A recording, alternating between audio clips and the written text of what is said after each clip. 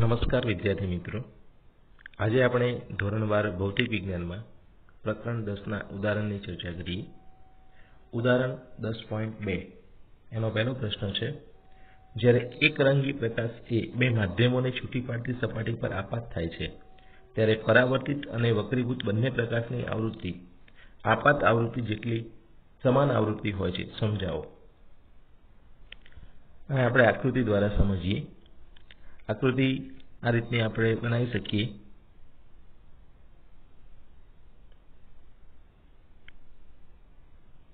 અહીંયા એક આંતર સપાટી જો પારદર્શક હશે તો પારદર્શક હોય તો એ આપણને વક્રીભવન આપશે, અને અપારદર્શક હશે તો એ આપણને પરાવર્તન આપશે. એટલે આ પરાવર્તિત કિરણ છે અને જે બીજું કિરણ બતાવેલું છે એ વક્રીભૂત છે.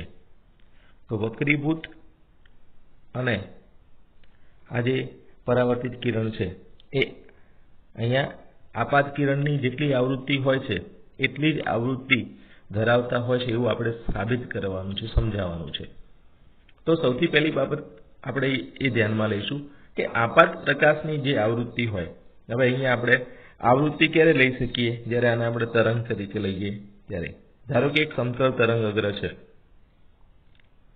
આ સમતલ તરંગ અગ્ર આની ઉપર આપાત થાય છે આ સપાટી ઉપર, અને પછી એ શું થાય છે તો એ વક્રીભૂત પણ થાય છે અને પરાવર્તિત પણ થાય છે. એટલે આંશિક વક્રીભૂત થાય છે અને આંશિક પરાવર્તિત થાય છે. આવા તરંગની આવૃત્તિ એ આપાત પ્રકાશની આવૃત્તિ જેટલી જ હોય છે એવું આપણે દર્શાવવા માંગીએ છીએ. તો આપાત પ્રકાશની જે આપણે આવૃત્તિ લઈએ છીએ એ આપણને દાખલા તરીકે f જેટલી છે. તો f આવૃત્તિ વાળો પ્રકાશ આ આંતર સપાટી પર આપાત થાય છે અને એમાંથી એ પરાવર્તનની ઘટના આપે છે અને વક્રીભવનની ઘટના આપે છે. તો આ ઘટના એક્ઝેક્ટલી કોના દ્વારા મળતી હોય છે? તો જે આંતર સપાટી છે એના પદાર્થના પરમાણિક ઘટકો દ્વારા મળતી હોય છે, અને એની ઉપર શું આપાત થાય છે? તો કે આપાત પ્રકાશ. તો આપાત પ્રકાશની પદાર્થના પરમાણિક ઘટકો સાથેની આંતરક્રિયાને કારણે પરાવર્તન અને વક્રીભવનની ઘટના ઉદ્ભવે છે. પરમાણુઓને દોલક તરીકે આપણે વિચારી શકીએ, જે બાહ્ય પ્રકાશની આવૃત્તિ મેળવે છે અને પ્રણોદિત દોલનો કરે છે. પ્રણોદિત દોલનોનો કિસ્સો મિત્રો આપણે આગળ 11મા ધોરણમાં જોયો હતો કે કોઈ તંત્ર ઉપર બાહ્ય બળ લાગે અને એના આધારે દોલનો થતા હોય તો એના બળ પ્રેરિત દોલનો કહેતા હતા. તો સેમ પરમાણુના જે દોલકો છે આ પ્રકારે આવૃત્તિને શું કરે છે? પ્રકાશમાંથી મેળવે છે અને એ પ્રણોદિત દોલનો કરે છે. આવા વિદ્યુત ભારિત દોલકો દ્વારા ઉત્સર્જાતી આવૃત્તિ એ બાહ્ય સ્ત્રોતના દોલનોની આવૃત્તિ જેટલી હોય છે. માટે આ જે પરાવર્તિત પ્રકાશ છે અને વક્રીભૂત પ્રકાશ છે એ આપાત પ્રકાશના જેટલી જ આવૃત્તિ ધરાવતા હોય છે. બરાબર? એટલે અહીંયા આ બાબતને તમારે આ રીતે દોલનોની પ્રણોદિત દોલનો ઉપરથી એને સમજવાની છે. એના પછીના પ્રશ્નની ચર્ચા કરીએ. 10.2માં બી, પ્રકાશ જ્યારે પાતળાથી ઘટ્ટ માધ્યમમાં ગતિ કરે છે. એટલે અહીંયા સમજવાનું છે કે N1 અને N2 બે માધ્યમો છે, N1 અને N2. હવે N1 એ માની લો કે હવા છે અને N2 એ પાણી છે. બરાબર? તો ઘટ્ટ માધ્યમ N2 છે અને N1 હવાનું માધ્યમ બતાવે છે. N1 કરતાં N2 મોટા છે. શું ઝડપનો ઘટાડો પ્રકાશ તરંગલંબાઇ દ્વારા લઈ જવાતી ઉર્જાના ઘટાડો સૂચવે છે? એટલે ઝડપ ઘટે છે, N1 માંથી N2 માં જશે તો V1 અને V2 માં V1 મોટા હશે, V2 નાના હશે. બરાબર? તો પ્રશ્નની અંદર આપણને કહેલું છે કે શું ઝડપનો ઘટાડો પ્રકાશ તરંગ દ્વારા લઈ જવાતી ઉર્જામાં ઘટાડો સૂચવે છે? તો ઝડપ ઘટી જાય તો ઉર્જા ઘટી જાય એવું આપણે લોકો માનતા હોય છે. તો અહીંયા ઉર્જા ઘટે છે. તો આના જવાબમાં આપણે લખીશું કે ના, કારણ આપીશું તરંગ દ્વારા ઉત્સર્જિત ઉર્જા તરંગના કંપ વિસ્તાર પર આધાર રાખે છે, ઝડપ પર આધાર રાખતી નથી. બરાબર, તરંગવાદ એ ઉર્જાને કોની સાથે સાંકળે છે? એના કંપ વિસ્તાર સાથે સાંકળે છે. આપણે એવું એટલા માટે તો કહીએ છીએ કે તીવ્રતા ચલે છે I ચલે છે a². તરંગવાદ અનુસાર તીવ્રતા એ એના કંપ વિસ્તારના વર્ગના સમપ્રમાણમાં હોય છે. બરાબર, અહીંયા ઝડપ પર આધાર રાખતી નથી, માટે ઉર્જાનો ઘટાડો થાય છે એવું કહેતા નથી. ઝડપ ઘટવી એટલે ઉર્જાનો ઘટાડો થાય એવું માનવાની જરૂર નથી. એના પછી 10.2 C, પ્રકાશના તરંગ સ્વરૂપમાં પ્રકાશની તીવ્રતા તરંગના કંપ વિસ્તારના વર્ગ પરથી નક્કી કરવામાં આવે છે.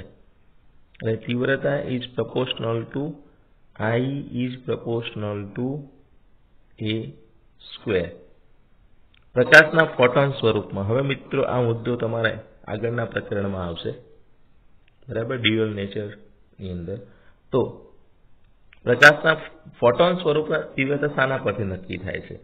તો એની અંદર મિત્રો આપણે પ્રકાશને ફોટોન એટલે કે કણ સ્વરૂપ જ્યારે લઈએ છીએ ત્યારે ઉર્જા E બરાબર Nhμ વડે રજૂ કરીએ છીએ. મ્યુ એ આવૃત્તિ બતાવે છે, બરાબર, અને તીવ્રતાનું સૂત્ર જે છે એ આ રીતે જ આપીએ છીએ, I બરાબર Nhμ. હવે એકમ ક્ષેત્રફળ પર 1 સેકન્ડમાં એકમ ક્ષેત્રફળ પર એકમ સમયમાં અથવા 1 સેકન્ડમાં આપાત થતી જે ઉર્જા છે એને જ આપણે તીવ્રતા તરીકે લઈએ છીએ. એટલે E/AT આવું લખીએ એટલે આપણને તીવ્રતા મળે. તો તીવ્રતા એ કોના ઉપર આધાર રાખે છે? ફોટોન સ્વરૂપ પ્રમાણે લઈએ તો ફોટોન સ્વરૂપ પ્રમાણે વિચારીએ તો તીવ્રતા જે છે એ આવૃત્તિ પર આધાર રાખે છે. અને કમ્પેરિઝન પણ તમારે 11મા પ્રકરણમાં આવે છે, બરાબર. એટલે એ ચર્ચા ત્યાં આપણે કરવાના જ છીએ. તો પ્રકાશના ફોટોનવાદ અનુસાર જો એકમ ક્ષેત્રફળવાળી સપાટી પર એકમ સમયમાં n ફોટોન આપાત થતા હોય તો પ્રકાશની તીવ્રતા I બરાબર nhν, જ્યાં hν એ એક ફોટોનની ઉર્જા છે, બરાબર. તો n ફોટોનની ઉર્જા થાય nhν, અને એને આપણે ક્ષેત્રફળ અને સમય વડે ભાગી નાખીએ તો તીવ્રતા મળે છે. એટલે I ચલે છે a², તરંગવાદ અનુસાર લેવાનું છે. તરંગવાદ I ચલે છે a² અને ફોટોનવાદ I બરાબર nhν. 10.4 નંબરનું ઉદાહરણ, એની અંદર પણ આ રીતે ABC આપેલા છે. એમાં પ્રશ્ન આપેલું છે, દરેક ક્રિયાને કારણે યંગના 2 સ્લિટના પ્રયોગમાં વ્યતિકરણ શલાકાઓ ઉપર શું અસર થશે? એમાં એની અંદર પૂછેલું છે સ્લિટ ધરાવતા સમતલથી પડદાને દૂર ખસેડવામાં આવે. મિત્રો આવા બીની અંદર આવું આપેલું છે, આપેલ પ્રકાશ ઉદ્ગમને બદલીને બીજો નાની તરંગ લંબાઈ ધરાવતો પ્રકાશ ઉદ્ગમ લેવામાં આવે, બરાબર. એમ સી ની અંદર બીજો પ્રશ્ન પૂછેલો છે કે 2 સ્લિટ વચ્ચેનું અંતર વધારવામાં આવે. એના પછી ડી ની અંદર કહેલું છે કે 2 સ્લિટ ધરાવતા સમતલની નજીક ઉદ્ગમ સ્લિટને ખસેડવામાં આવે. તો આવા આપણને જુદા જુદા પ્રશ્નો પૂછેલા છે. એ દરેક કિસ્સામાં આપણે એક બાબત યાદ રાખીશું કે જે કહેલું છે એના સિવાયના બધા પ્રાચલો અચળ રહે છે. પ્રાચલો એટલે જે સૂત્રમાં આવે છે, દાખલા તરીકે બીટા બરાબર λd/d. તો આની અંદર જે ફેરફાર કરવાનું કીધું છે એના સિવાયના બાકીના પદો અચળ ધારી લેવાના છે. એટલે અહીંયા λd/d માં λ/d અચળ રહેશે, એના આપણે પ્રાચલ અચળ રહે છે એ રીતે લઈએ છીએ. તો પહેલા આપણે 10.4 નો એ પોર્શન જોઈએ, જેની અંદર તમને અહીંયા કહેલું છે કે સ્લિટ ધરાવતા સમતલથી પડદાને દૂર ખસેડવામાં આવે. સ્લિટ ધરાવતા સમતલથી પડદાને દૂર ખસેડવામાં આવે. હવે એક્ઝેક્ટલી યંગના 2 સ્લિટનો પ્રયોગ આપણે અહીંયા સમજી લઈએ કે આ રીતનો હશે. આ એક ઉદ્ગમ, આ બીજું ઉદ્ગમ, અહીંયા પડદો હશે, અને આમાંથી આવતો જે પ્રકાશ છે એ ધારો કે તો અહીંયા આપણને મધ્યસ્થ પ્રકાશિત સલાકા મળે છે। એના પછી આવતી ક્રમશઃ સલાકાઓ આપણને અહીંયા આની ઉપર મળતી જશે, એમ નીચે પણ મળતી જશે। હવે કહેલું છે કે સ્લિટ ધરાવતા સમતલથી પડદાને દૂર ખસેડવામાં આવે, એટલે આ જે ડિસ્ટન્સ જેને આપણે કેપિટલ ડી તરીકે ઓળખીએ છીએ એ વધારવામાં આવે। તો આ ડિસ્ટન્સ એમના એમ રાખવાનું છે, જેને આપણે સ્મોલ ડી તરીકે ઓળખીએ છીએ, બે સ્લિટ વચ્ચેનું અંતર, બરાબર। અને તરંગ લંબાઈ ધરાવતો જે પ્રકાશ છે જેમાંથી આ ઉત્પન્ન થાય છે, બરાબર, પ્રકાશ એવા મેઇન સોર્સ જે છે, માની લો કે અહીંયા ક્યાંક છે, આમાંથી તરંગ અગ્ર આવતું હશે અને એ બે વર્ચ્યુઅલ ઉદ્ગમોમાંથી એ આપણને બે તરંગ અગ્રના વિભાજન દ્વારા મળે છે એવું આપણે સમજીએ અને પછી વ્યતિકરણ ભાત આપે છે। તો શું થાય? તો બે ક્રમિક સલાકાઓ વચ્ચેનું જે અંતર છે એને દર્શાવવા માટે આપણે બીટા વાળું સૂત્ર યુઝ કરીએ છીએ, બીટા બરાબર lambda D by small D. આ સૂત્રમાં લેમ્ડા બાય ડી અચળ રાખી દઈએ, કારણ કે એ બદલાવાનું નથી, એને કોણીય સ્થાનાંતર કહી શકાય। તો beta is proportional two D.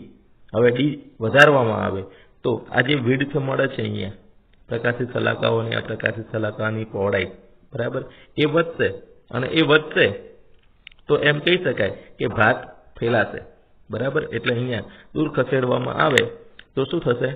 તો સલાકા વચ્ચેનું અંતર વધતા પડદા પર આ જે વ્યતિકરણ ભાત છે એ ફેલાયેલી જોવા મળે છે। 10.4 નો બીજો પ્રશ્ન જોઈએ। બી ક્વેશ્ચનમાં કહેલું છે કે આપેલ એકરંગી પ્રકાશ ઉદ્ગમને બદલીને બીજો નાની તરંગ લંબાઈ ધરાવતો પ્રકાશ ઉદ્ગમ લેવામાં આવે। ધારી લો કે તમારી જોડે લાલ રંગનો પ્રકાશ ઉદ્ગમ છે અને એની તરંગ લંબાઈ લેમ્ડા આર છે, અને બીજી જાંબલી રંગનો પ્રકાશ ઉદ્ગમ બલ્બ લઈએ અને એની તરંગ લંબાઈ ધારો કે લેમ્ડા વી છે। તો આ બંને તરંગ લંબાઈની કમ્પેરિઝન કરીશું તો લેમ્ડા આર એ લેમ્ડા વી કરતા મોટા હશે, એટલે આ પ્રમાણે થયું। વિચારી લો કે એક બલ્બ છે એ લાલ રંગનો છે અને એમાંથી આપણે પ્રયોગ કરી વ્યતિકરણ સલાકાઓ મેળવીએ છીએ। એ બલ્બ બદલી લેવામાં આવે, બરાબર, પ્રકાશ ઉદ્ગમને બદલીને બીજા નાની તરંગ લંબાઈ ધરાવતા, એટલે એની જગ્યાએ જાંબલી રંગનું પ્રકાશ ઉદ્ગમ લઈ લઈએ અને પ્રયોગ કરીએ, બાકી બધું એમના એમ રાખીએ, તો શું થાય? તો બે ક્રમિક સલાકાઓ વચ્ચેનું અંતર જે છે એને આપણે lambda D by small D વડે વ્યાખ્યાયિત કરીએ છીએ। આ સૂત્રમાં લેમ્ડા બદલાય છે, બરાબર, ડી અને સ્મોલ ડી જે છે એ અચળ રહે છે, એને બદલતા નથી। તો બીટા ઇઝ પ્રપોર્શનલ ટુ શું થશે? લેમ્ડા। બીટા એ લેમ્ડા સાથે ચેન્જ થાય છે। હવે beta is proportional two lambda હોય તો આ કિસ્સાની અંદર લેમ્ડાને ઘટાડવામાં આવે તો બીટા પણ ઘટશે। બીટા ઘટશે એનો મતલબ કે જે ફ્રિન્જીસ છે, બરાબર, સલાકાઓ જે મળે છે એમની વચ્ચેનું અંતર ઓછું થાય છે, એટલે સલાકાની જે ભાત છે, વ્યતિકરણ ભાત, એ ઓછા વિસ્તારની અંદર જોવા મળશે, અથવા એવું કહેવાય કે એટલા વિસ્તારમાં વધારે સલાકાઓ આવેલી જોવા મળે છે, એટલે બીટા ઘટે છે। લેમ્ડા ઘટતા બીટામાં ઘટાડો થાય છે। સી પ્રશ્નની વાત કરીએ। અહીંયા કહેલું છે કે બે સ્લિટ વચ્ચેનું અંતર વધારવામાં આવે। ચલો અહીંયા સમજી લેજો કે બે સ્લિટ વચ્ચેનું અંતર વધારવામાં આવે એટલે આ રીતે કહી શકાય કે અહીંયા એક ઉદ્ગમ, અહીંયા બીજું ઉદ્ગમ, આ જે ડિસ્ટન્સ છે એ વધારી દેવામાં આવે, એટલે આ બંને ઉદ્ગમોને દૂર ખસેડી દેવામાં આવે થોડા થોડા।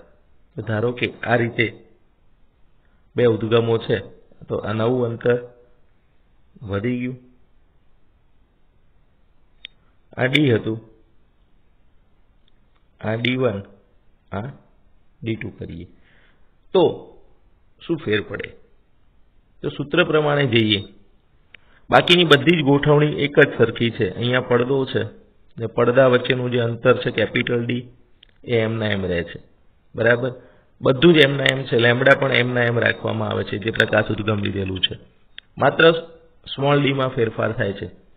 તો સૂત્ર પ્રમાણે જે ફ્રિન્જીસ છે સલાકાઓ, બરાબર, એના માટે ક્રમિક સલાકાઓ વચ્ચેનું અંતર beta is proportional to small d મળશે। અને 1/સ્મોલ ડી હોય તો આ પ્રમાણે જઈએ તો બીટામાં શું થવાનું છે, ડી વધારશું તો બીટા ઘટશે, એટલે સલાકાઓ વચ્ચેનું અંતરમાં શું થાય છે, ઘટાડો થાય છે। તો અહીંયા જવાબ આવશે બીટા ઘટે છે। ડી પ્રશ્નની ચર્ચા કરીએ। ડી ની અંદર બે સ્લિટ ધરાવતા સમતલની નજીક ઉદ્ગમ સ્લિટને ખસેડવામાં આવે। હવે આની આકૃતિ આપણે આ રીતે સમજીએ। બે સ્લિટ ધરાવતું જે સમતલ છે એની નજીક ઉદ્ગમ સ્લિટને ખસેડવામાં આવે એટલે શું બદલવામાં આવે છે એ સમજી લઈએ। તો આ પ્રમાણેની પરિસ્થિતિ છે, એ આ ઉદ્ગમ સ્લિટ છે, અહીંયા આને સમજો કે આ ઉદ્ગમ છે, આ એક સમતલની અંદર હશે અને આ ઉદ્ગમ જે છે એનાથી S જેટલા અંતરે, કેપિટલ S જેટલા અંતરે જે ડબલ સ્લિટ એક્સપેરિમેન્ટ કરીએ છીએ એની બે સ્લિટો રહેલી છે, એમની વચ્ચેનું અંતર સ્મોલ ડી છે, બરાબર।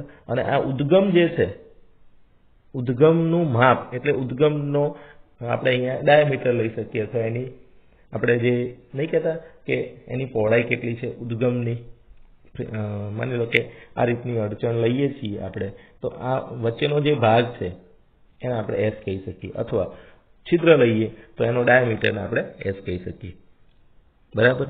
હવે પ્રશ્નની અંદર small s, capital S, lambda અને ડી આની વચ્ચેનો એક રિલેશન છે કે વ્યતિકરણ ક્યારે દેખાય। S એટલે ઉદ્ગમનું માપ, કેપિટલ S એટલે ઉદ્ગમથી જે ડબલ સ્લિટ એક્સપેરિમેન્ટ માટેનો જે સમતલ છે એમની વચ્ચેનું ડિસ્ટન્સ, એનો ગુણોત્તર એ લેમ્બડા બાય ડી ના ગુણોત્તર કરતા નાનો મળે, આ શરતનું પાલન થાય તો વ્યતિકરણ થયું એમ કહેવાય, અથવા વ્યતિકરણ દેખાય। હવે એમ કહે છે કે કેપિટલ S ને ઘટાડવામાં આવે, બે સ્લિટ ધરાવતા સમતલની નજીક ઉદ્ગમ સ્લિટને ખસેડવામાં આવે, આને ખસેડીને અહીંયા મૂકી દેવામાં આવે તો શું ઘટશે? હવે આ જે S પહેલા મળતા હતા કેપિટલ S એ આટલા થઈ જશે, ઓછા થશે, તો આ પરિસ્થિતિમાં S ડેશ ઓછા થઈ ગયા, એનો મતલબ કે S બાય S ડેશ નો જવાબ મોટો થશે પહેલા કરતા। અને હવે એ પ્રમાણે જોઈએ તો લેમ્બડા બાય ડી નો ગુણોત્તર નાનો થવો જોઈએ, પણ એક પરિસ્થિતિ એવી આવીને ઊભી રહેશે કે S બાય S જે છે એ લેમ્બડા બાય ડી કરતા મોટા થઈ જશે, કારણ કે S ઘટતો જશે, કેપિટલ S ઘટે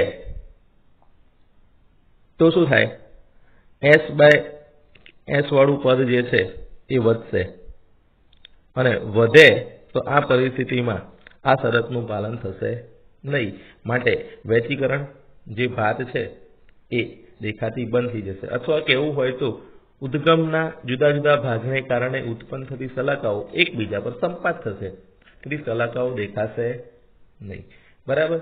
તો આ બાબત આની અંદર આપણે આ રીતે એડ કરીશું। હવે આનો E છે એની અંદર કહેલું છે ઉદ્ગમ સ્લિટની પહોળાઈ વધારવામાં આવે, અહીંયા કહેલું છે ઉદ્ગમ સ્લિટની પહોળાઈ એટલે સ્મોલ s મોટો કરવામાં આવે તો શું થાય। તો હવે મિત્રો આગળની આકૃતિ પરથી સમજી લેજો કે આ જે સિચ્યુએશન છે એમાં આ S જે છે એ મોટા કરવાની વાત છે, એટલે હવે આને આ રીતે લઈ શકાય કે પહેલા આ છિદ્ર નાનું હતું, હવે એને મોટું કરીએ છીએ તો S વધુ થાય છે, S વધશે, સ્મોલ s માં વધારો કરીશું તો શું થશે, તો લેમ્બડા બાય ડી નો ગુણોત્તર જે નાનો મળવો જોઈએ તો S બાય S, બરાબર। એ જ શરત અહીંયા પાછી આવીને ઊભી રહી જશે, શું થશે?